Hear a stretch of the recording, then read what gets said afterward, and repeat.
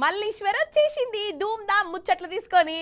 చలో పాటగా ముచ్చట్లు షురు చేసుకుందాం. ధూమ్ ధామ్ ముచ్చట్లు షురు. కొడంగల్ నియోజకవర్గం ఎరికే కదా మీకు. మన శ్రీమాను రేవంత్ రెడ్డి సార్ను ఎమ్మెల్యేను చేసిన నియోజకవర్గం. రేవంత్ సారు సీఎం కుర్చీలో కూసున్నాడంటే కొడంగల్ జనాల పుణ్యమే. కానీ ఇప్పుడు ఆ కొడంగల్ నియోజకవర్గం జనాలు జైల్లో ఉన్నట్టే ఉంటుర్రు. వాళ్ళను ఎవరన్నా కలుద్దామని పోతే అరెస్టులు చేస్తాండ్రు. అసలు నన్ను అడిగితే కొడంగల్ తోవనే బంద్ పెడుతురు. అగ చూడురి. అసలు కొడంగల్ నియోజకవర్గంలో ఉన్న జనాలు గారా ఆడికి వేరేటోళ్ళు పోవద్దా? అదేమన్నా తాలిబాన్ రాజ్యమా లేకుంటే వేరే దేశమా? గిట్లనే అనిపిస్తుంది. లేకుంటే ఏంది మరి? కొడంగల్ నియోజకవర్గం పోవాలంటే గిన్నిగనం చెకింగులా, గిన్నిగనం చెక్ పోస్టులా, వాడవాడకు పోలీసులేంది, ఇంటర్నెట్లో బద్దు పెట్టుడేంది, ఊరు దాటాలంటే పర్మిషన్ లేంది, ఈ ఊరికి పోవాలంటే ఎక్కడికక్కడ ఆపడైంది. కొడంగల్ నియోజకవర్గంలో ఉన్న లగచర్లలో ఏమైతుందో లోకమంతా చూస్తూనే ఉన్నది కదా. మా భూములు గుంజుకోవద్దని అక్కడ రైతులు ప్రభుత్వం మీదకి మరలబడ్డరు, కొట్లాడిరు, దెబ్బలు తిన్నారు, జైలుకు కూడా పోయిరు. ఇప్పుడు ఆ లడాయి ఢిల్లీ దాకా పోయింది. ఎస్టీ కమిషనర్లు కూడా రేవంత్ ప్రభుత్వమే రైతులను అన్యాయంగా గోసపుచ్చుకున్నదని తేల్చి చెప్పింది. అయితే లగచర్ల ఆడబిడ్డల గోస చూసి అందరు బాధపడ్డారు. ప్రతి ఒక్కరు తండ్లాడిర్రు. వాళ్ళ కిమ్మత్ ఇచ్చి అసలు ఏమైంది అరుచుకునేందుకు మహిళా సంఘపోలు లగచర్ల తోవబట్టిర్రు. సంధ్యక్క, పద్మజక్క, ఝాన్సీ మేడం, సుజయ మేడం గిట్ల అందరు కలిసి లగచర్ల వాస్తవాలు బయట పెట్టేందుకు పోయిర్రు. ఇలా తప్పేమనున్నదా? మీరే చెప్పురి. కానీ ప్రభుత్వం మాత్రం వాళ్ళను ఆ ఊరికి ఊనియలే. పోలీసులతోని మధ్యలోనే ఆపిచ్చిరు. అరే, ప్రభుత్వం తప్పు లేకుంటే ఎందుకు భయపడుతుర్రు? మేమాడికి ఎందుకు పోవద్దు అని అన్నయ్యను లేదు. వాళ్ళ మీద దౌర్జన్యం చేసిరు. అగో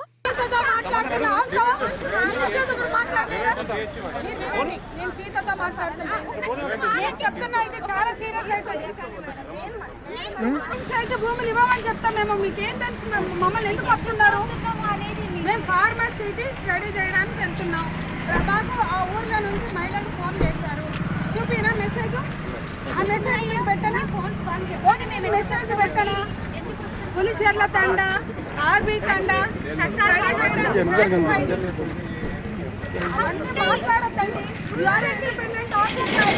కానీ ఇవాళ కాంగ్రెస్ ప్రభుత్వం తన తీరుని, తన ధోరణి, ప్రజా వ్యతిరేక, ఉద్యమ వ్యతిరేక వైఖరిని చూపించింది. ఇక్కడ ఇవాళ లోపల మహిళలు ఏదైతే చెప్తున్నారో మా మీద నిర్బంధం, భయంకరమైన బూతులు, భయంకరంగా మా మీద వ్యవహరించారని, అది వాస్తవం కాదని తెలుసుకున్నాం అనుకున్నాం. కానీ ఈరోజు అది వాస్తవమని నమ్మేలా పోలీసులు మాతో వ్యవహరించారు. నా బట్టలంతా చింపేశారు. గతంలో ఏ పాలకులు కనీసం నిజ నిర్ధారణ కమిటీకి పోకుండా మా మహిళా సంఘాలను అడ్డుకున్న చరిత్ర లేదు. గ్రామస్తులు పోలీసులు నిర్బంధం ప్రయోగించారు, భూములు గుంజుకుంటున్నారు. సీఎం రేవంత్ రెడ్డి గారి తమ్ముడు సంబంధించిన తిరుపతి రెడ్డికి సంబంధించినటువంటి ఫార్మా ఇండస్ట్రీస్ కాబట్టి చాలా నియంత్రణతో నిర్బంధం ప్రయోగిస్తున్నారని మాకు చెప్తున్నారు. చాలా వాగ్వివాదం జరిగింది. ఆఖరికి మహిళా కానిస్టేబుల్స్ మా మీద ఉసిగలిపి లాగేయండి, అరెస్ట్ చేయండి, ఎక్కించండి అని చెప్పి చాలా ఫోర్స్ ప్రయోగించారు, జులుం ప్రయోగించారు, అడ్డగించారు. లోపలికి పోకుండా చాలా ఫోర్స్ ప్రయోగించారు. అంతకంతకు ఫోర్స్ని పెంచి మమ్మల్ని అరెస్ట్ చేసే ప్రయత్నం చేశారు. కాదొల్లా సంధ్యక్క, సుజయ మేడం ఈ మహిళా సంఘం లీడర్ల గురించి మనందరికి ఎరుకున్నదేనాయే. ఆడోళ్ళకి ఏడ అన్యాయం జరిగితే అడిగిపోతారు, వాళ్ళను ఓదారుస్తారు, నిజాలేందో తెలుసుకుంటారు. మరి ప్రభుత్వం తప్పులేనప్పుడు వీళ్ళు ఆ ఊరికి పోతుంటే ఎందుకు భయపడాలి? పోలీసు వాళ్ళు ఎందుకు వీళ్ళని నడుమిట్లనే ఆపాలి? వీళ్ళ మీద ఎందుకు రుబాబు చూపించాలి? ఇదెక్కడి కథ, ఇదేం తరిక, ఇదెక్కడి దౌర్జన్యం? గిట్లనే అనిపిస్తుందా లేదా? అసలు కొడంగల్ నియోజకవర్గం దిక్కు ఎవ్వరు పోనే పోవద్దన్నట్టే యేసుడేంది? ప్రభుత్వం ఏం చేసినా నోరు మూసుకొని ఉండాలనా? భూములు గుంజుకున్నా సప్పుజకు ఉండాలా? అసలు నిలదీశుడు గిట్లెందుకు అని అడుగుడు కూడా అడగద్దా? ఏం ప్రజాపాలననో, ఏం ఇందిరమ్మ రాజ్యమోపో అని గరమైతురు మహిళా సంఘం లీడర్లు. రండి బాబు రండి, ఆలోచించిన ఆశాభంగం, మంచి తరుణం మించినా దొరకదు. మా సభకు రాన్రి, కుర్చీని ఎత్తుకవోర్రి. మీటింగ్ కస్తే నీలకమల కుర్చీ ఫ్రీ ఫ్రీ ఫ్రీ. రండి బాబు రండి, మా లీడర్ల మాటలు ఇనుండ్రి. కుర్చీని నెత్తి మీద పెట్టుకొని పుక్కిట్లనే పట్టుకపోర్రి. అయ్యో ఏందోళ్ళగట్లా చూస్తాన్రు. ఆఫరోల్లా ఆఫరు అనగనగనగా ఒక బహిరంగ సభనట.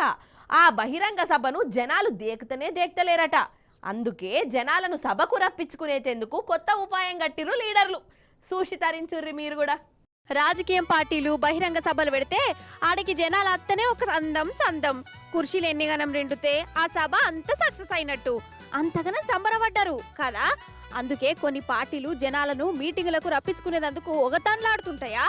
లారీలు డీసీఎం వ్యాన్లు వెట్టి మరీ దోలకపోతారు కదా. నేనే షేయి పార్టీ గురించో రేవంత్ సార్ బహిరంగ సభ గురించో మాట్లాడతలేను. మళ్ళా నన్ను బదనాం చేయగల నడుమిట్లా. అయితే తమిళనాడులా అన్నా డిఎంకే పార్టీ తెలుసు కదా. అయ్యో జయలలితది అక్క జీవిడిచినాక అటు పన్నీర్ సెల్వం అటు పళనిస్వామి దాని వాళ్ళకు శాతనైనంత సత్యనాశ చేసి పడేసిరనుకో. అయితే ఈ అన్నా డిఎంకే పార్టీ ఏదో బహిరంగ సభ పెట్టింది, కానీ జనాలు మాత్రం దేకలే. ఇక బిర్యానీలు ఇస్తామన్నా బస్సులు ఇంతజాం చేస్తామన్నా అసలు అన్నా డిఎంకే లీడర్ల ముఖమే కానలే. అందుకే చరిత్రలో ఎన్నడూ లేని తీర్లా ఇగో ఈ కుర్చీల ఆఫర్ పెట్టింది. మా సభకు వచ్చినోళ్ళు వచ్చినట్టు కుర్చీలు తీసుకోవచ్చు, బహిరంగ సభకత్తే కూర్చున్న కుర్చీ ఫ్రీ ఫ్రీ ఫ్రీ అని ఆఫర్ పెట్టిరు. ఇంకేమున్నది, జరసేపు పోయినట్టు వేసి 5 నిమిషాలు చెవులు మూసుకుంటే అయిపోయాయి. 500 రూపాయల కుర్చీ ఫ్రీ వస్తుంది అనుకున్నారు కావచ్చు. ఇగో జనాలు వచ్చిర్రు, కూసున్న కుర్చీని లేబట్టి నెత్తి మీద పెట్టుకొని పోయిర్రు. కానీ ఈడ ఇంకోటి చెప్పాలి, అన్నా డిఎంకే లీడర్ల తెలివికి జనాలు ఇంకా పెద్ద అతి తెలివి చూపించిర్రు. సభకైతే వచ్చిర్రు కానీ లీడర్లు ఏం మాట్లాడుతురో కూడా వినకుండా వచ్చినోళ్ళు వచ్చినట్టు కుర్చీలు ఎత్తుకోపోయారు. గిట్లా హగ చూడవు కథ, గట్లా రివర్స్ అయిందన్నట్టు ఆఫర్ కథ.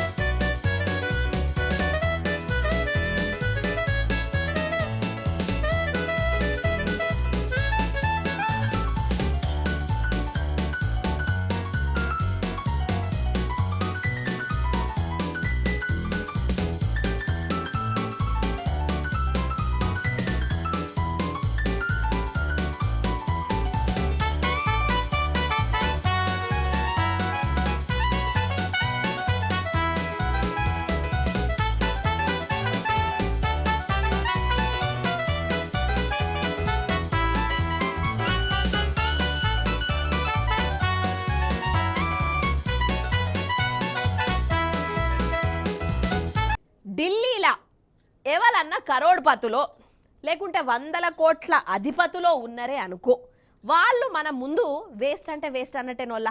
బంగారం ఉన్నా వజ్రాలు ఉన్నా పెద్ద పెద్ద బంగ్లాలున్నా కోట్ల ఆస్తులున్నా మన ముందు దేనికి పనికిరారు. ఎందుకు అని అంటారా, వాళ్ళ కాడ ఎన్ని లక్షల కోట్లన్నా ఉండని, కానీ మంచి గాలి మాత్రం లేదు.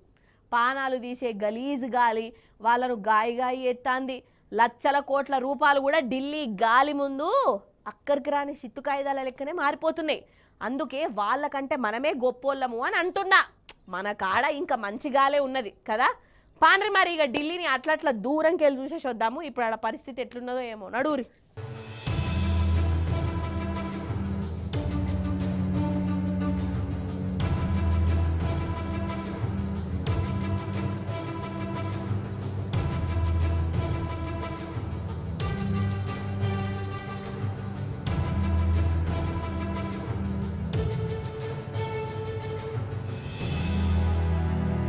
అసలు ఢిల్లీ జనాలకు దండేసి దండం పెట్టాలోళ్ళ.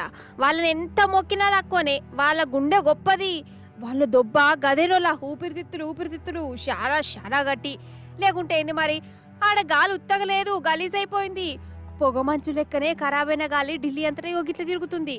అసలు ఎదురెదురుగా మనుషులు కనబడితే ఒట్టు, ఇండ్లు కూడా అసలు ఉన్నాయా లేవా అన్నట్టే కనబడుతున్నాయి. అంతెందుకు, ఇగో 100 కోట్ల రూపాయలు ఇల్లులగిది, కానీ ఏం ఫాయిదా, ఈ గలీజ్ గాలికి కనబడకుండానే అయింది. 100 కోట్ల ఇల్లు కూడా కనబడకుండా అయిందంటే ఇక ఎప్పురి కథ. 100 కోట్లు ఉండే ఏం లాభం, మంచి గాలి లేకపోయే వాళ్ళ కాడ. పైసలు ఇండ్ల సంగతి పక్కకు పెట్టుర్రి. బతుకుంటే తాజ్ మహల్ కానో ఢిల్లీ గేట్ కానో పుట్నాలో బఠానీలు అమ్ముకోవచ్చు, కానీ మనుషులకే పెద్ద ఆపతొచ్చింది.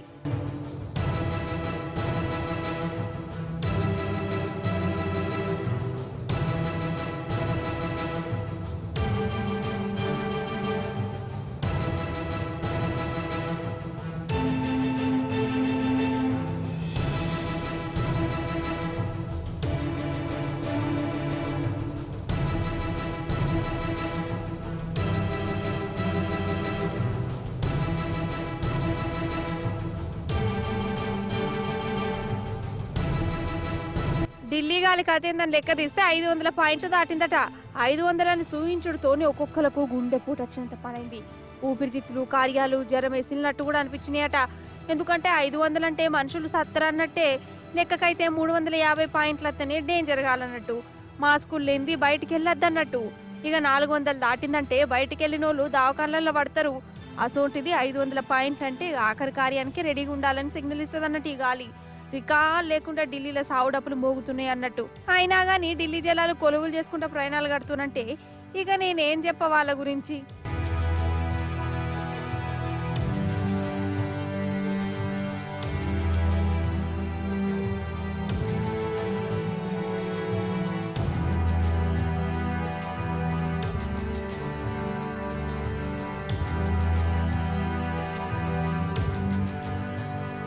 ఇంకో దిక్కు ఈ దిక్కుమల గాలి చేయబట్టి తొవ్వ కనబడక రైలు బండ్లు కూడా బంద్ అయిపోయినాయట.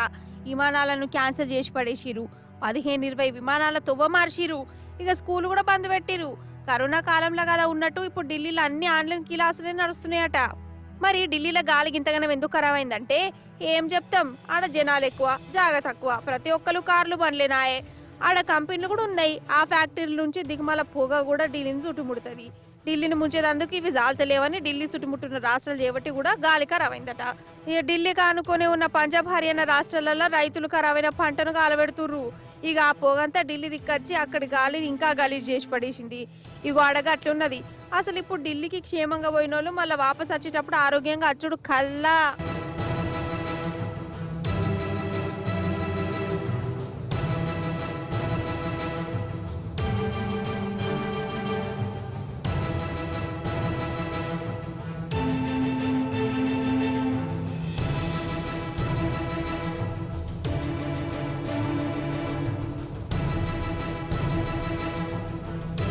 ఇవన్న వల్ల ఇప్పుడు మన ధూమ్ధామ్ ముచ్చట్లలో ఇంకో చిన్న ముచ్చట, లాస్ట్ ముచ్చట బాకీ పడ్డది.